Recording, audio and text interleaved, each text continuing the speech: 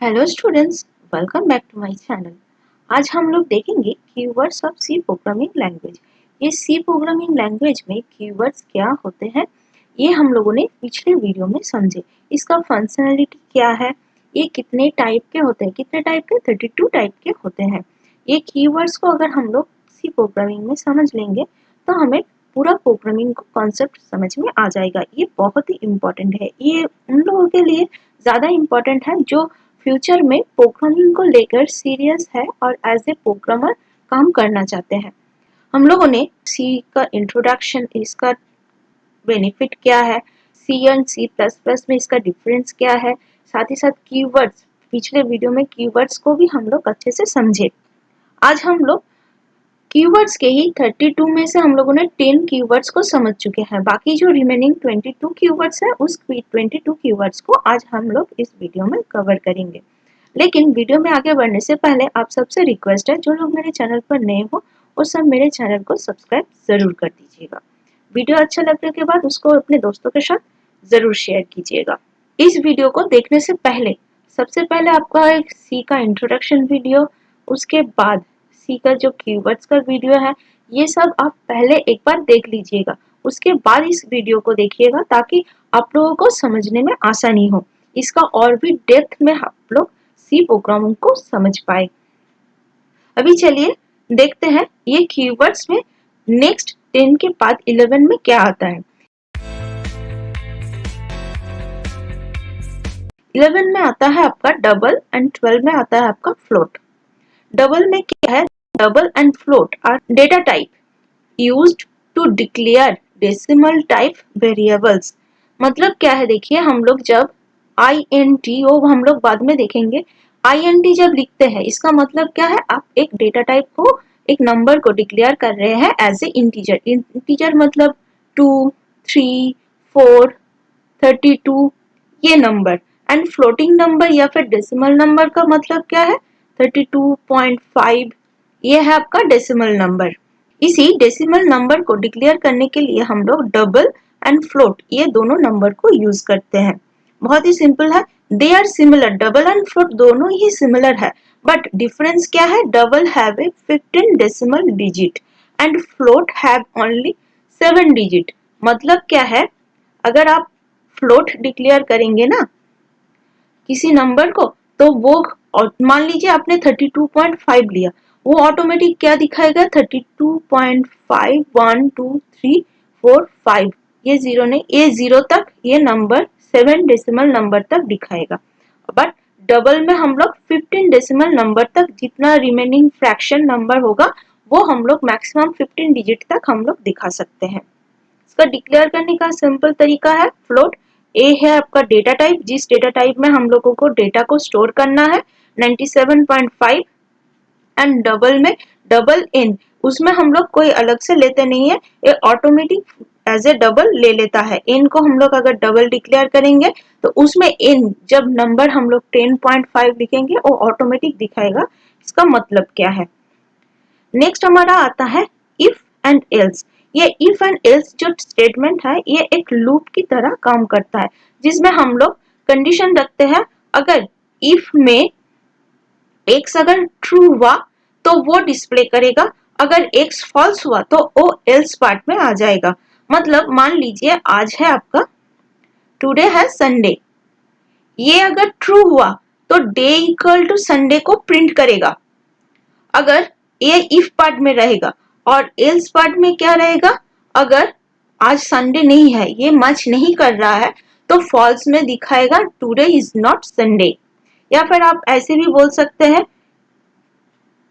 x equal to 2, अगर if x equal to 2 is true then print x equal to 2, print 2।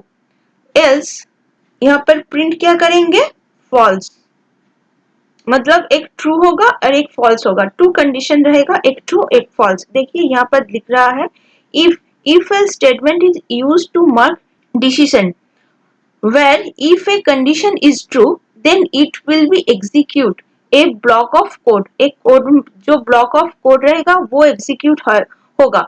if it is not true then go to else part, तब हम लोग else part में जाएंगे and else part में जो condition रहेगा वो कंडीशन हम लोग ट्रू करेंगे। मतलब क्या है, इफ पार्ट में अगर ट्रू नहीं हुआ तो वो एल्स पार्ट में आ जाएगा, एल्स पार्ट में जो कोड है वो एग्जीक्यूट होगा। यहाँ पर कंडीशन डिसीजन मेकिंग के लिए हम लोग यहाँ पर एक कंडीशन रख रहे हैं। आई होप आप लोगों को समझ में आया। अभी नेक्स्ट देखते हैं 15 में क्या है। 15 में एनम।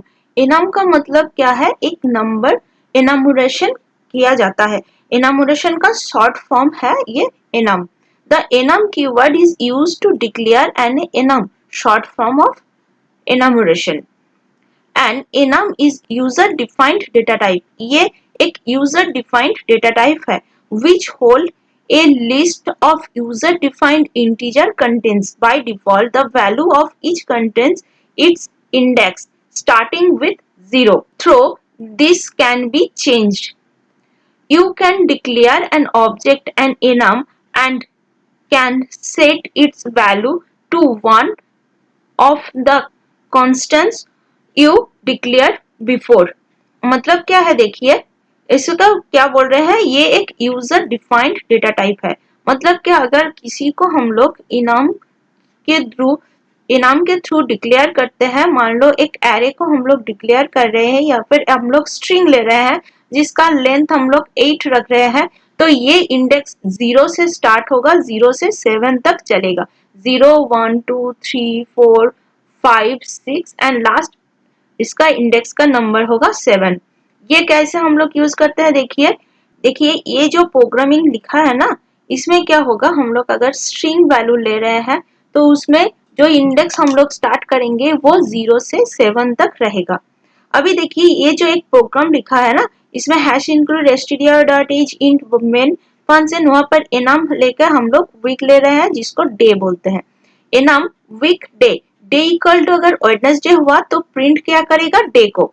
मतलब क्या है, अगर संडे हम लोग ले रहे हैं 0, मंडे का इंडेक्स है 1, ट्यूसडे का इंडेक्स है 2, वेडनेसडे का इंडेक्स है 3, थर्सडे का इंडेक्स है 4, फ्राइडे का 5, सैटरडे का 6। देखिए 0 to 7, 0 1 2 3 4 5 6 7, ये 7 तक हो गया। तो अगर डे हम लोग वेडनेसडे ले रहे हैं तो ये प्रिंट क्या करेगा, डे। डे का मतलब क्या है, वेडनेसडे का इंडेक्स वैल्यू क्या है 3, तो ये 3 रिटर्न करेगा। मतलब आपका इंडेक्स का जो वैल्यू है वो हम लोग यहाँ पर रिटर्न कर रहे हैं, क्योंकि इंडेक्स का वैल्यू 0 से स्टार्ट हो रहा है। तो ये अगर 1 से होता तो ये आपका 4 होता, बट 0 से स्टार्ट हुआ इसलिए ये 3 रिटर्न करेगा। अभी नेक्स्ट में हम लोग मूव कर जाते हैं। नेक्स्ट है हमारा extern. Extern keyword is used to declare a variable और ए फंक्शन। अगर हम लोग वेरिएबल और फंक्शन दोनों को ही यूज कर सकते हैं, that has an external linked as outside of the function declaration. File declaration, file declaration का मतलब क्या है, हम लोग जब भी कोई लेते हैं प्रोग्राम में void मेन फंक्शन जो हम लोग ले रहे हैं ना, मेन फंक्शन के अंदर हम लोग इंटीजर वैल्यू या फिर जो कुछ भी डिक्लेयर करना है वो हम लोग यहाँ पर मेन फंक्शन के अंदर डिक्लेयर करते हैं। बट क्या है, यहाँ पर ये हम लोग एक्सट्रीन अगर कीवर्ड को यूज करेंगे ना, तो इसमें क्या होगा, हम लोग मेन फंक्शन के बाहर मतलब एज ए ग्लोबली हम लोग कोई भी फंक्शन या फिर फाइल या फिर वेरिएबल को डिक्लेयर कर रहे हैं और वो पूरा प्रोग्राम मेन फंक्शन के अंदर मतलब प्रोग्राम के अंदर कहीं पर भी हम लोग इसको यूज कर सकते हैं। यहाँ पर देखो मेन फंक्शन हम लोगों ने डिक्लेयर किया, मेन फंक्शन से पहले ही हम लोग एक्सटेंड इंट ए वैल्यू को डिक्लेयर किया। अभी इंटीजर मेन फंक्शन के अंदर हम लोग प्रिंट कर रहे हैं ए की वैल्यू को, ए की वैल्यू को हम लोग मेन फंक्शन के अंदर प्रिंट कर रहे हैं, बट ये मेन फंक्शन के बाहर डिक्लेयर हुआ है, तो ये एज ए ग्लोबल वेरिएबल ये काम करता है। नेक्स्ट हमारा आता है फॉर। फॉर लूप जो फंक्शन है ये एज ए लूप डिक्लेयर करता है, मतलब जहां पर बहुत सारे चेन होते हैं वहां पर हम लोग ये डिक्लेयर करते हैं। क्या लिखा है, the for keyword is used to declare a for loop. A for loop is a loop that is satisfied to run a certain amount of time। मतलब for में हम लोग एक i लेते हैं जिसका वैल्यू 0 रखते हैं या फिर 1 रखते हैं, वो लूप कब तक चलेगा ये डिक्लेयर करते हैं। मान ले हम लोगों को 0 से 100 नंबर पूरा प्रिंट करना है, तो हम लोग क्या करते हैं, for i equal to 0, i less than equal 100 तक हम लोग इसका लूप चलाएंगे। उसके बाद i को इंक्रीज करेंगे एक एक नंबर करके, मतलब सबसे पहले i 0 प्रिंट होगा, उसके बाद 1 प्रिंट होगा, उसके बाद 2, उसके बाद 3, एक एक करके इंक्रीज होता जाएगा। सबसे पहले फॉर में i देखेगा 0 का वैल्यू है, वो 100 से छोटा है, तो i को प्रिंट करो 0। उसके बाद ये i प्लस प्लस हम लोगों ने किया, i का वैल्यू 1 इंक्रीज करो। i प्लस प्लस का मतलब क्या है, i equal to i plus 1, मतलब i का जो रिमेनिंग वैल्यू 0 है उसके साथ 1 को ऐड करके वो जो नंबर होगा 1 उसको प्रिंट करो। नेक्स्ट आएगा उसका एक इंक्रीज करो, देखेगा i का वैल्यू 2 है, तो 200 से कम है तो 2 को प्रिंट करो। उसके बाद 3, उसके बाद 4, ऐसे करके जब 100 आ जाएगा वो ऑटोमेटिक स्टॉप हो जाएगा। फॉर लूप का मतलब यही है। नेक्स्ट हमारा आता है गो टू स्टेटमेंट। ये जो गो टू स्टेटमेंट है ये used to transfer the control of the program to given level. It is used to jump from anywhere to anywhere within the function. एक functions के अंदर या फिर एक main program के अंदर एक किसी भी loop से कहीं पर भी jump कर सकता है। हम लोग go to, मान लो एक प्रोग्राम में 20 लाइन्स है, तो हम लोग गो टू अगर 10 देंगे तो वो प्रोग्राम का कर्सर अगर 1 लाइन पे रहेगा तो वो ऑटोमेटिक जंप करके 10 नंबर जो लाइन है उस नंबर के लाइन को एग्जीक्यूट करेगा। उसके बाद अगर हम लोग लिखते हैं गो टू 15, तो 10 से ऑटोमेटिक जंप करके 15 नंबर लाइन में जो प्रोग्राम का कोड लिखा हुआ है वो एग्जीक्यूट करेगा। इसका काम होता है गो टू स्टेटमेंट का। नेक्स्ट हमारा आता है इंट।